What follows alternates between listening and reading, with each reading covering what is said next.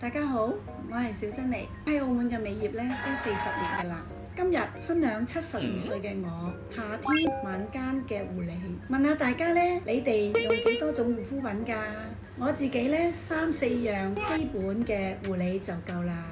而家咧網絡資訊透明，好多產品資料都可以提供，但係買咗嚟用喺自己度又唔係嗰回事喎。重點嚟啦，其實我哋揀護膚品咧係要因應地嘅年齡、個人嘅膚質同埋當地嘅天氣變化而適當去選擇嘅。我個人認為，譬如我哋去做 gym 負重運動，係需要一個教練去指導一樣。以下呢4樣呢，就係我喺澳門今個夏季又熱又悶嘅天氣咧所用嘅4樣產品。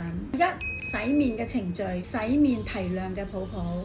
第二咧 V 嘅精華，適合一啲鬆弛成熟嘅膚質。第三係0.3% 嘅黃金濃度嘅 Asian， 咁呢個好重要嘅，可以整理我哋嘅紋理啦，同埋調整肌膚，好重要嘅一樣嘢，淨係晚間使用嘅啫。第四，活顏亮肌霜，含有水肽複合物，令到我哋提亮活肌。如果你膚質同我差唔多，都係成熟肌，就可以參考下以上啦。之後呢，我再會講下我早上嘅護理。我係小珍妮，我哋今日分享到呢度啦，大家俾個心心我啊，拜拜。